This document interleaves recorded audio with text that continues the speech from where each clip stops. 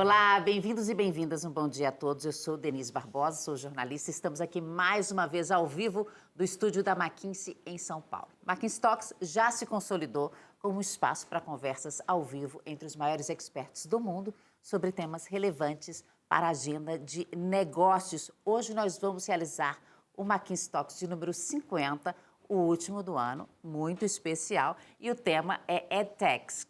Como as EdTechs estão transformando a educação básica com o uso de tecnologia. Hoje estamos recebendo aqui o Gustavo Wigman, que é presidente do Instituto Vertere e CEO da Fractal Tecnologia. E aí, Gustavo, bom dia. Bom dia. Temos também o Rafael Cunha, que é presidente da Frente de Vestibulares do Descomplica, EdTech brasileira. E, olha, quase não está dando para perceber que o Rafael é flamenguista, né, gente? Bom dia, Rafael. Bom dia, pessoal. É um prazer enorme estar com vocês aqui, tá? E quem vai moderar o nosso painel é o Marcos Franck, que é o Senior Expert em Educação da McKinsey, que é baseado aqui em São Paulo, está aqui ao meu lado. Tudo bem, Marcos? Bom dia. Bom dia, Denise. Olha, antes de passar a palavra aos panelistas, eu quero avisar vocês de casa que vocês podem fazer perguntas a qualquer momento, clicando no botão acima da janela do vídeo.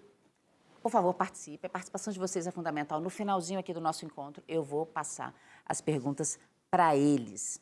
Marcos, por favor, fique à vontade para começar. Com você. Obrigado, Denise. Bom, antes de começar esse bate-papo com o Rafael e com o Gustavo, queria só compartilhar com o nosso público um pouco de fatos e dados sobre o uso de tecnologia em educação.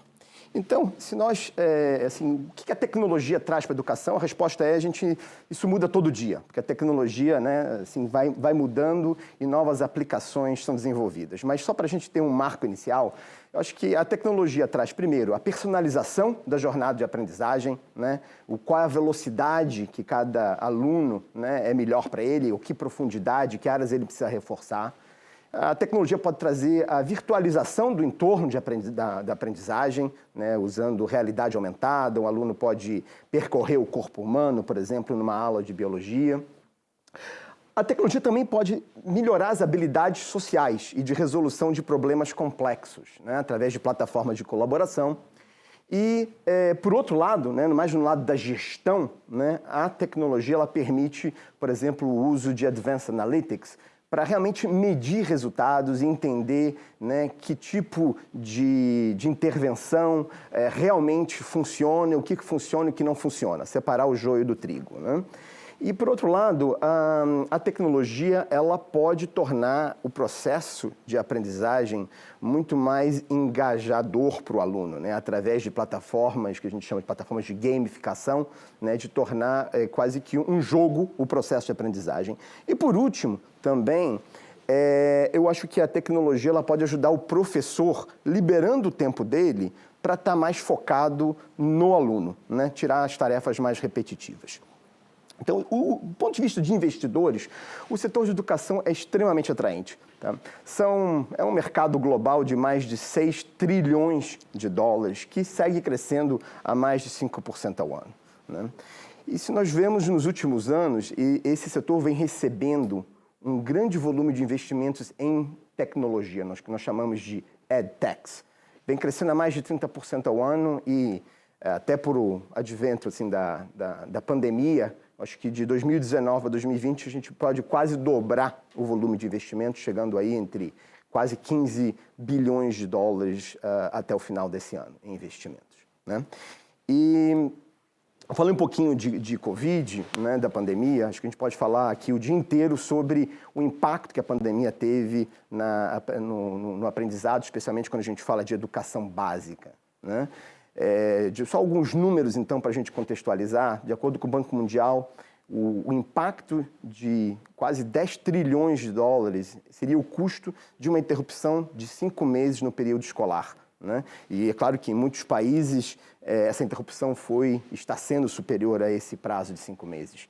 E, por outro lado, esse ato que a gente está tendo, que muitos alunos estão tendo de não poder ir à escola, isso pode afetar a capacidade das nações atingirem as metas de desenvolvimento sustentável de 2030. Nesse sentido, a Unicef estima que o uso da tecnologia é super importante e que até 2030, quase mais de 3,6 bilhões de jovens, né, estejam usando plataformas de educação digital. Ou seja, isso é massivo, né? Se a gente olha o Brasil, né, o Brasil acho que está muito bem posicionado para adotar tecnologia da educação. Acho que, por um lado, a gente tem uma população que é super conectada. Mesmo nas classes C e D, a gente tem uma penetração de internet, dispositivos móveis muito grande, né? Por outro lado, o brasileiro, ele é digamos assim, ele é um early adopter de tecnologia, de mídias sociais e tudo mais. Tem, claro, um lado talvez um pouco conservador, né? Então a gente tem que entender como que isso vai jogar em tecnologia na educação, mas acho que, em geral, o brasileiro está pronto a adotar novas tecnologias. E se a gente vê o impacto da pandemia, mais de 50% das escolas adotaram, né, plataformas que nós chamamos de plataformas de EdTech, né? Ou seja, então teve uma adoção muito rápida causada pela pandemia. Se a gente vê também do lado da oferta, né, acho que o Brasil, nós temos mais de 400 empresas, startups de EdTech, tá? Assim, 400 empresas de empreendedores brasileiros desenvolvendo soluções alinhadas às necessidades que os nossos alunos têm. Agora, dessas, é claro que algumas poucas já conseguiram fazer a transição, né, de startup para uma empresa mais consolidada. A gente tem aqui algumas, acho que talvez um destaque para a Descomplica, que já teve várias séries de investimento e hoje talvez começou em 2012, né, já faz bastante tempo, e hoje talvez seja mais consolidada nesse setor. Até estão fazendo uma transição aqui para o nosso bate-papo. Eu estou hoje aqui com dois líderes desse setor, né, com visões muito complementares e diferentes. Acho que temos o Rafael, que é presidente da frente de vestibulares da Descomplica. Descomplica é uma empresa, como eu já comentei, que tem aí bastante tempo no mercado, tem uma solução bastante desenvolvida e foi fundada por professores que viam que dava para fazer o processo de aprendizagem de uma forma diferente, dava para fazer de uma forma melhor, mais engajadora e especialmente mais escalável através do uso de tecnologia. E estou aqui também com o Gustavo, né, ex-executivo de um grande grupo educacional no Brasil de sistema de ensino, que trabalhava direto com as escolas e ele via quando estava lá a dificuldade das escolas em adotar tecnologia, né, como que é o dia a dia no chão de fábrica. E então ele fundou a Fractal, que é uma empresa, uma startup, que desenvolve soluções para apoiar a escola na adoção de tecnologia. Bom, então, acho que com essa apresentação, acho que a gente vai ter um bate-papo super interessante com essas visões complementares. Eu queria começar aqui com uma pergunta que é dar um passo atrás, né? A gente vai falar de tecnologia, mas também a gente sempre vê, né, assim, nos últimos anos, a discussão de que a escola precisa mudar, que o século XXI demanda novas competências, né, que precisam ser desenvolvidas nos alunos, e que o papel é um papel onde o aluno deveria ser muito mais protagonista, né, na sua jornada de aprendizagem, que o professor deveria ser talvez um facilitador de ajudar essa jornada. Agora, esse aqui, mudar, né, o chip das escolas, né, inverter esse processo de aprendizagem é um desafio muito grande. E eu queria entender do Rafael e do Gustavo como que a tecnologia pode ajudar nessa transição. Rafael, a bola está contigo. Bom, primeiro, obrigado aí pelas apresentações, é um prazer enorme estar aqui com vocês, tá, pessoal? A pergunta, como é que a tecnologia pode impactar as escolas? A gente poderia ficar 2h30 falando aqui e provavelmente vocês olhariam feio. Então eu vou escolher um recorte, um detalhe que eu acho que é super importante e o Wigman naturalmente vai complementar. A tecnologia já vem sendo utilizada pelas escolas para cuidar da gestão, né? A maior parte das escolas, principalmente aquelas com maior capacidade financeira, cuidam da gestão financeira e principalmente de notas e boletins com tecnologia. Só que cada vez mais é necessário fazer com que a tecnologia entre no processo de ensino-aprendizagem. E aí, como o próprio Marcos falou muito bem, né, o aluno como protagonista, os professores apenas como facilitadores. E acho que a grande questão a tecnologia já está sendo utilizada muito fora da sala de aula e as plataformas de educação estão ajudando nesse processo. E a pergunta é como fazer para que a tecnologia esteja mais dentro da sala de aula, real time, auxiliando não só professores como também alunos. Então, em resumo, a tecnologia pode ser utilizada pelas escolas em 3 níveis, atingindo 3 grandes figuras: os gestores, os professores, os alunos, facilitando a vida de todos eles. Se eu tivesse mais tempo, a gente poderia conversar sobre o como, mas eu acho que a gente pode deixar isso para um pouquinho depois. Wigman, quer complementar? Não, eu quero sim. Eu acho que é interessante a gente analisar até a evolução de como esse conteúdo e como as aulas eram programadas e entender de que, de certa maneira, a tecnologia devolve ao professor uma certa autonomia que ele tinha no passado, né? Se imaginar um século atrás, o professor ele tinha acesso ao conteúdo, que não era tão democrático assim, muitas vezes nem na língua nativa, né? Ele traduzia esse material, montava as suas aulas e era o dono do espaço escola, aula. E no meio do século surgem os livros didáticos que começaram, de certa maneira, a colocar um currículo padronizado para as escolas e garantiam um acesso mais democrático à informação no nosso idioma. Os professores, de certa maneira, perderam um pouco da flexibilidade que tinham de montar os seus currículos, mas isso garantiu uma certa escalabilidade para a educação.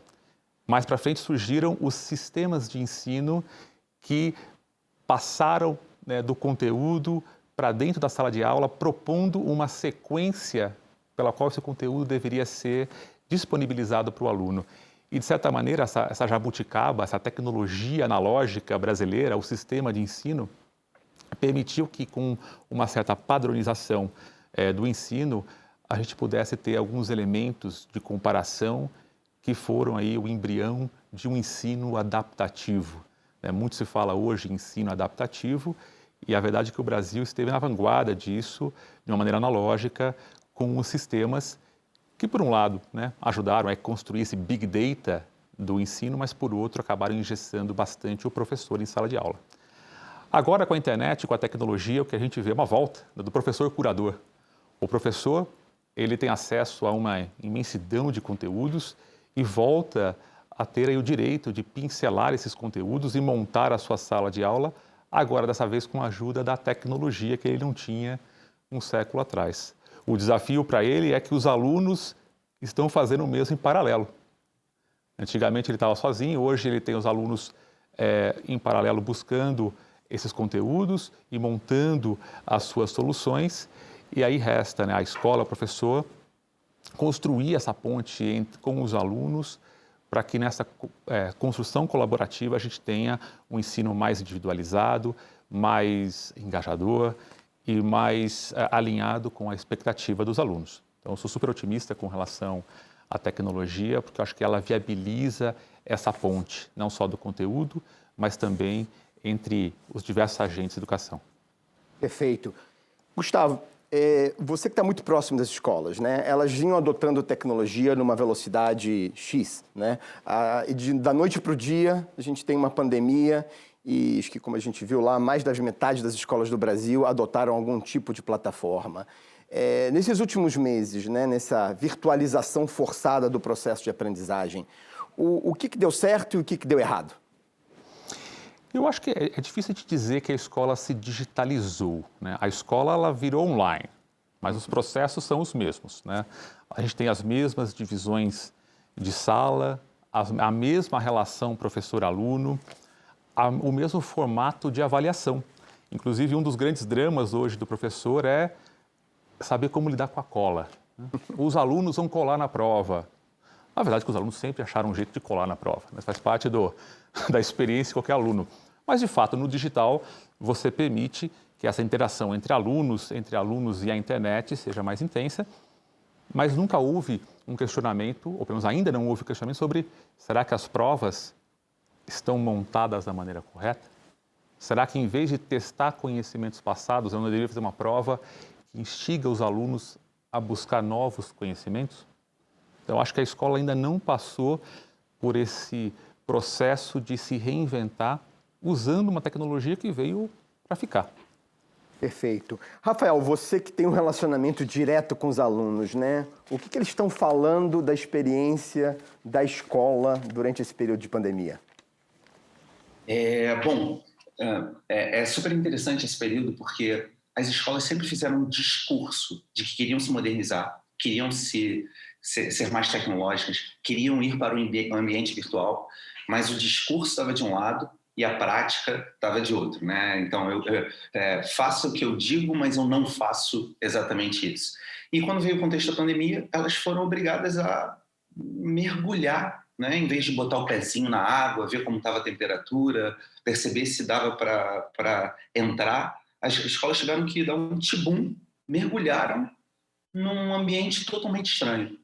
E aí, no primeiro momento, elas fizeram Ctrl+C, Ctrl+V do que sempre fizeram. O professor dando aula expositiva, só que em vez de olhar para os alunos com um quadro atrás, ele estava olhando para a câmera com vários quadradinhos ali do Zoom ou da plataforma que estivessem usando e os livros dele atrás.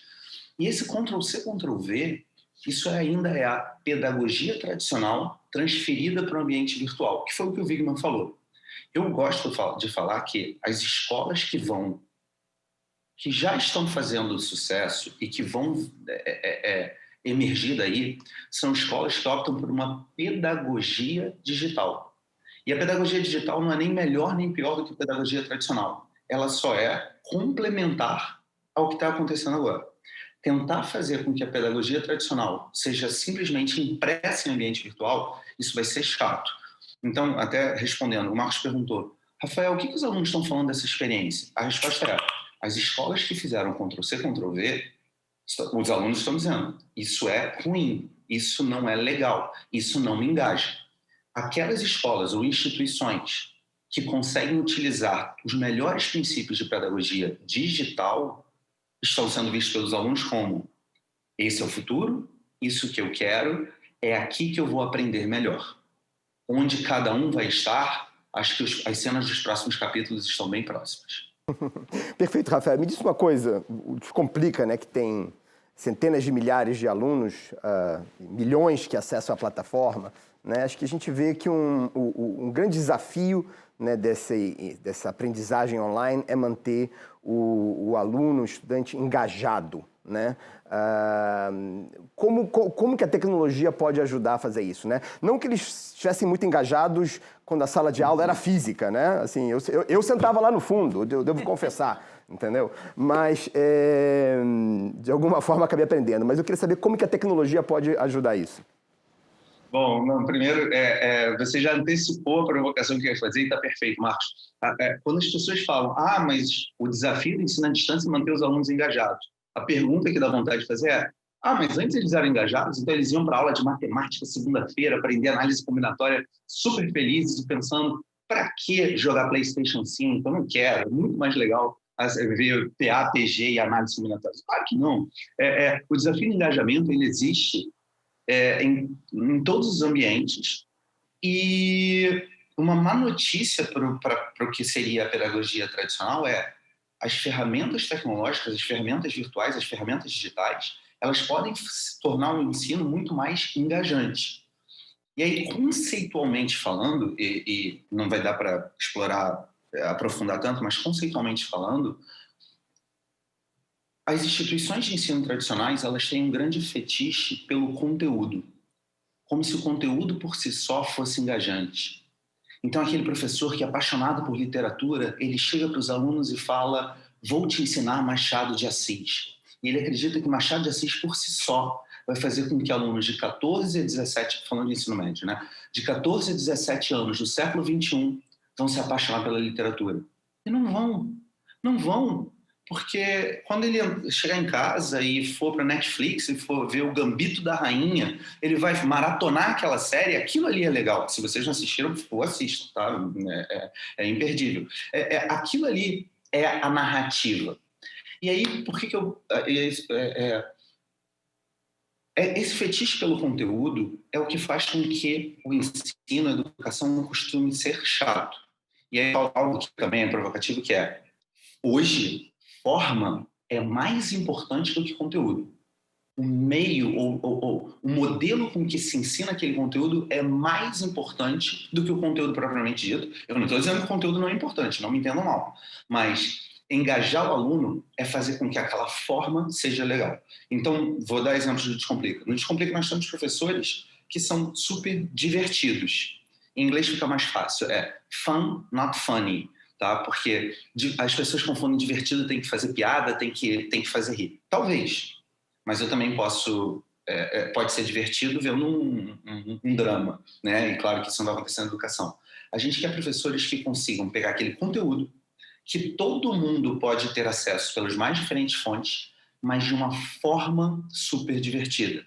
Tem a ver com personalidade, tem a ver com ferramentas tecnológicas, tem a ver com novos elementos audiovisuais que fazem parte dessa pedagogia digital. Quando você se preocupa mais com a forma e menos com o fetiche pelo conteúdo, você pode engajar mais.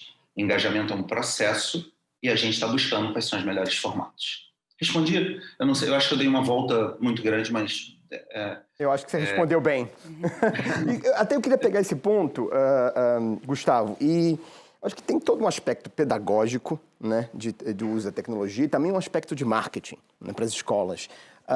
Mas, por outro lado, eu acho que a tecnologia tem o poder também de impactar o modelo de negócio das escolas, né? Como que você vê isso? Qual é o potencial da tecnologia para uma transformação nesse aspecto? Eu acho que a escola, até um pouco mais filosófico, né, ela é talvez o nosso último reduto de interação social, né?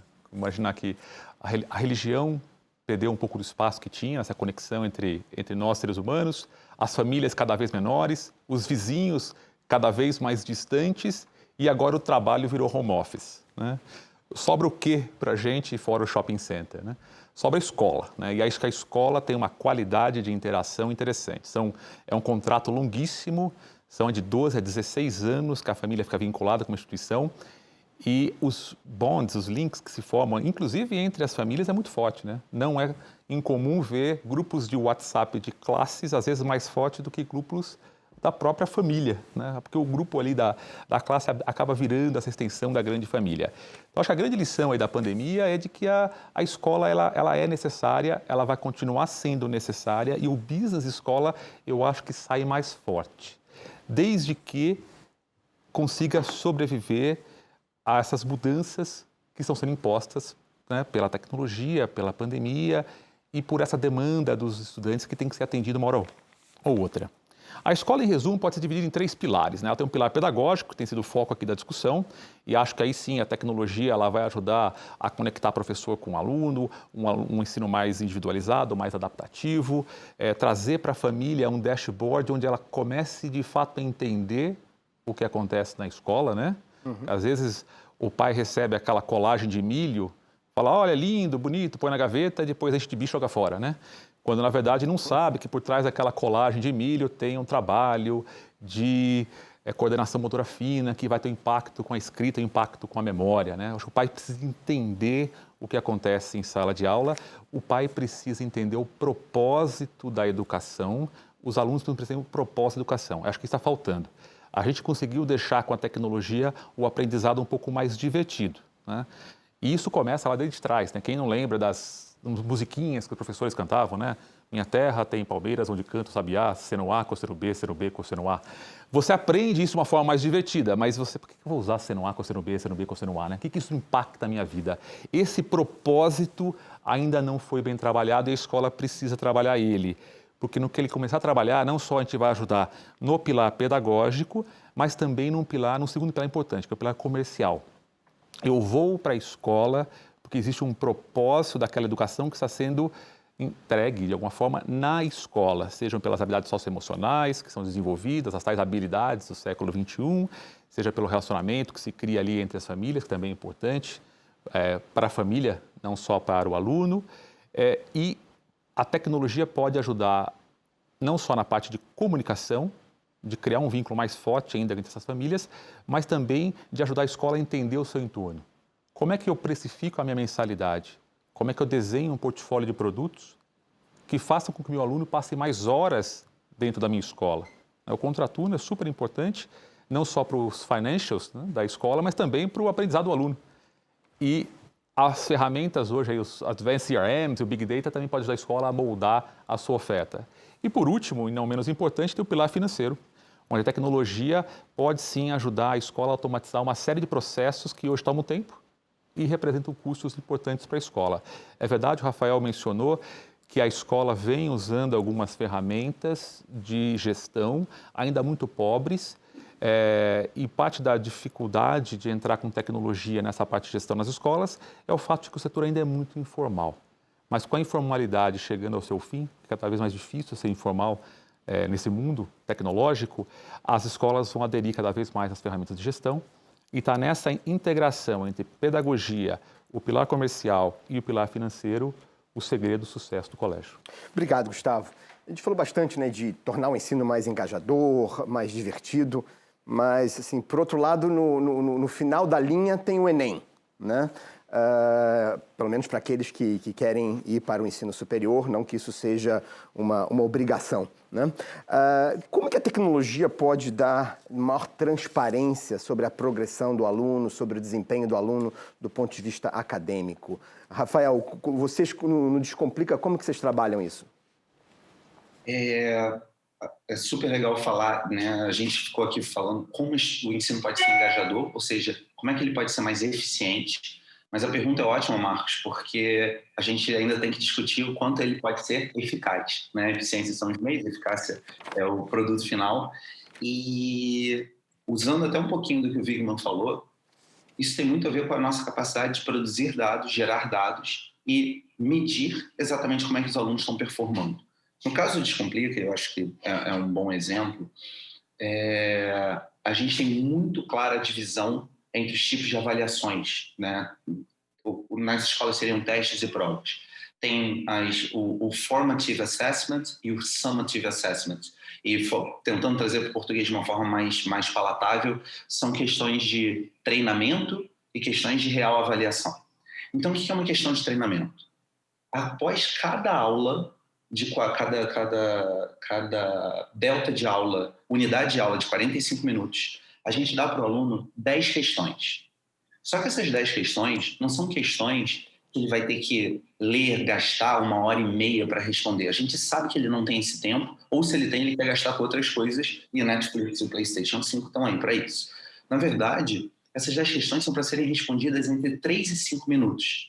São questões simplesmente de avaliação de aprendizagem ou de treinamento, em que eu acabei de dizer que existem 2 tipos de avaliações. A, blá, blá, blá, B, blá, blá, blá, C, Formative e Summative Assessment. E se você acabou de ouvir o que eu falei, você rapidamente marca aquela questão, marca aquela resposta. Então, ele acabou de assistir uma aula de História, Revolução Cultural Chinesa, e a Revolução Cultural Chinesa aconteceu no governo de A, B, C, D, Mao Tse, Tang, Teng, Ting, Tong, Tung, e ele vai responder Mao Tse Tung. Em 5 minutos, ele tem um diagnóstico de 0 a 10 do que ele conseguiu absorver aquilo dali. Normalmente as notas são muito altas, porque ainda não entrou na curva de esquecimento, ele acabou de assistir, é rápido e ele responde bem. Ele fica muito feliz e muito satisfeito quando consegue essas notas mais altas. Então ele acabou de assistir uma aula, não sabia nada e acertou 8 de 10 ou 9 de 10. Ele tem e aí é fisiológico estudado, ele tem uma injeção hormonal de serotonina, hormônio da felicidade, ele fala, quero mais, porque isso tá dando certo. É que nem passar de fase no videogame, vocês todos são da época do Mario Brothers. Atari. Oi? Eu sou da época do Atari. Marcos, estava tentando aliviar a sua barra, mas tudo bem. Eu ia falar telejogo, mas eu acho que eu vou falar nada, vou ficar quieta. Poxa, eu achei que você fosse o PlayStation 4. Pô, não, então, a última geração. Mas brincadeiras à parte, ele fica muito feliz, ele quer mais. E, curiosidade, não diminuam o poder das redes sociais. Quando eles vão bem, eles colocam nos stories do Instagram com bonequinhos dançando que eles acertaram de 9 de 10. Nem preciso dizer que isso tem um efeito cascata, que outros alunos também querem ver aquilo. Então, eu não sei se ficou claro, você me fez uma pergunta. Como é que o Descomplica faz isso? Uma série de eventos muito rápidos, muitas respostas muito legais, e aquilo ali dá felicidade para o aluno. Isso engaja, isso traz performance e a gente consegue medir no longo prazo. Obrigado pelo sumário. Gustavo, só acelerando aqui, que daqui a 5 minutos a gente vai abrir para o público fazer as perguntas, mas você que trabalha direto com escolas, como que funciona essa questão da transparência de desempenho? Eu acho que a tecnologia ela tem ajudado muito as escolas a decifrar alguns targets, por exemplo, o Enem. ou vestibular? Como é que o aluno está indo no Enem? Algoritmos preditivos de como que ele vai performar no Enem, mas a grande dúvida que fica é, será que o Enem, será que o vestibular é a métrica correta de sucesso? Será que vale reduzir 12, 16 anos de estudo para uma prova? Eu acho um pouco injusto e acho que a tecnologia ela deveria caminhar ao ponto de mostrar para os pais a evolução dos alunos ao longo desses 12 anos. Até porque, se der errado no Enem, né, eu vou fazer o quê? Voltar para o tempo? Não dá, né? Então, se perdeu-se 12 anos, aí joga para o cursinho a responsabilidade, o nivelamento conteudista para se passar no Enem. Eu acho que assim, a escola vai ter que se reinventar e mostrar outras formas de medir performance, até porque as tais habilidades novas, criatividade, empreendedorismo, não são medidas no Enem. Então, como é que eu mostro que meu filho, que meu aluno está ficando mais criativo, mais empreendedor, mais comunicativo? Como é que eu crio dashboards claros para que o pai entenda que a escola está entregando aquele contrato pedagógico que foi assinado no começo do ano? Obrigado. Olha, eu queria ver... Gente, estou achando super interessante o nosso encontro, estou gostando mesmo. Agora, quais são as novas fronteiras, Rafael, de inovação que a tecnologia está trazendo para a educação? Tem alguma novidade aí saindo do forno?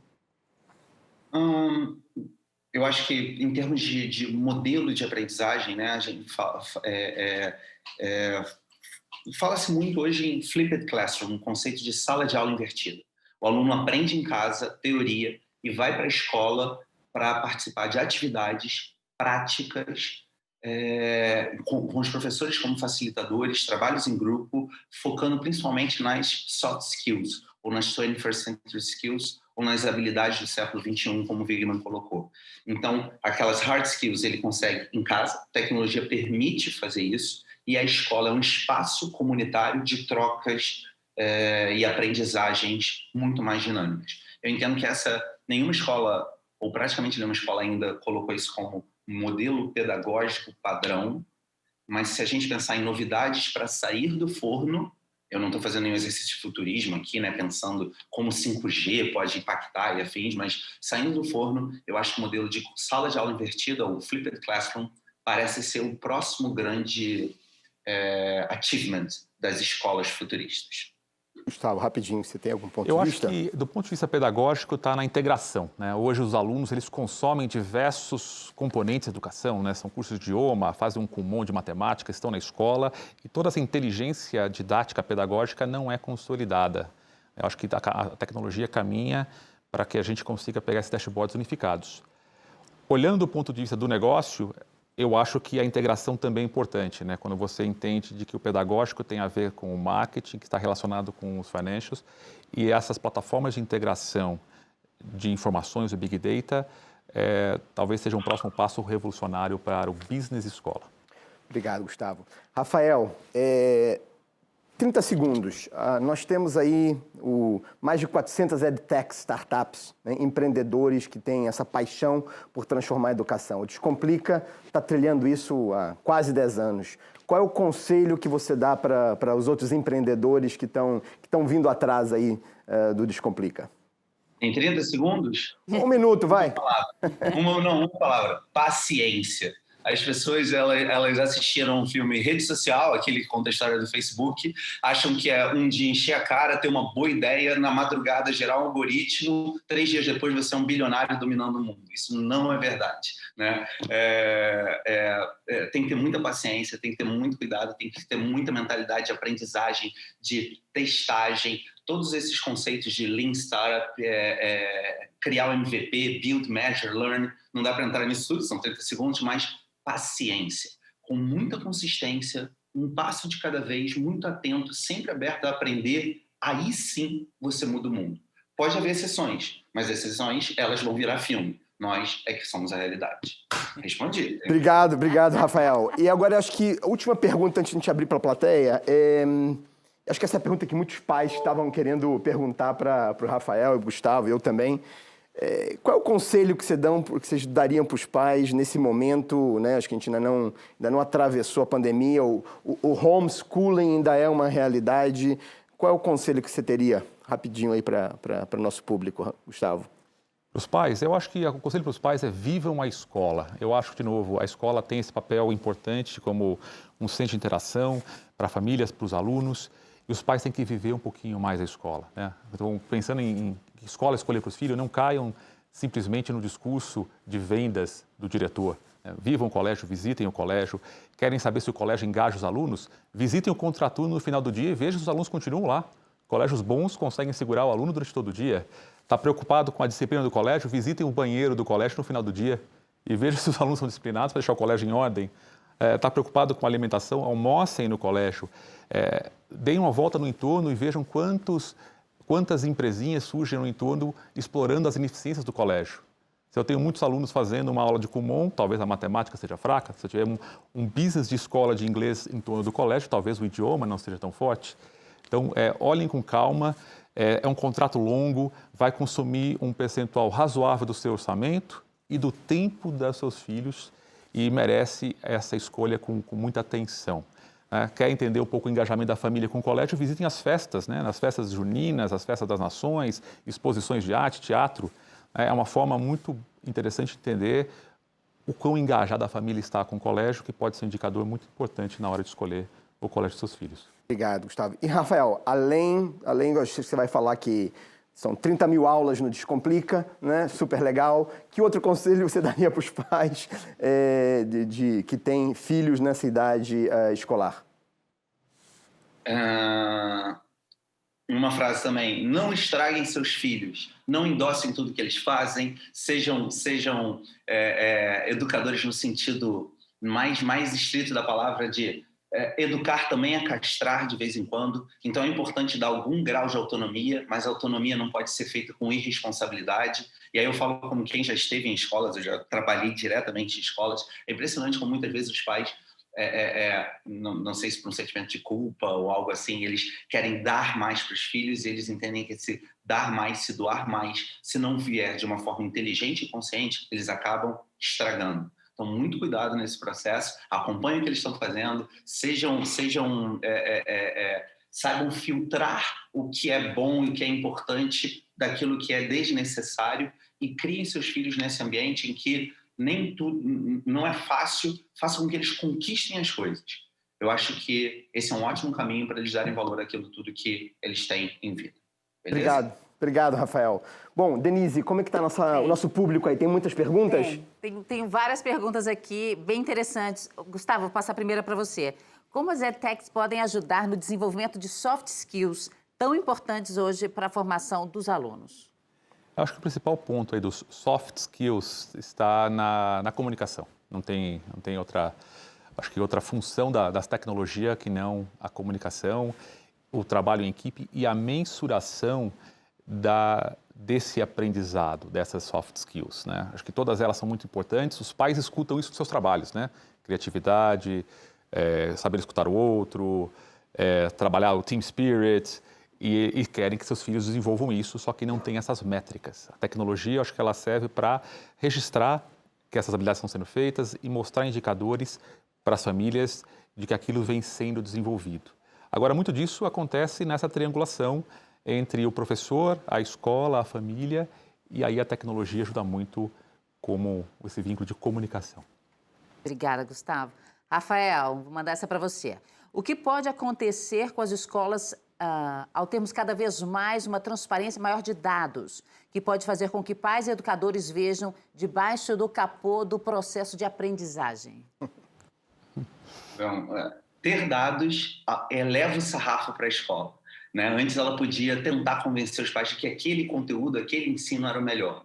Mas se os dados mostram que os alunos não estão aprendendo, que os professores não estão conseguindo entregar o conteúdo, que a performance da escola como um todo não está boa, vamos olhar debaixo do capô e questionar. Um exemplo muito claro disso são os rankings, até informais do Enem. Né? Quantas escolas que antes se posicionavam como sou uma grande escola, e muita gente comprava essa visão, quando vieram as notas públicas do Enem e os rankings, essas escolas estavam muito lá atrás. Os dados estavam mostrando aquilo. E elas foram obrigadas a se reinventar, porque o sarrafo aumentou.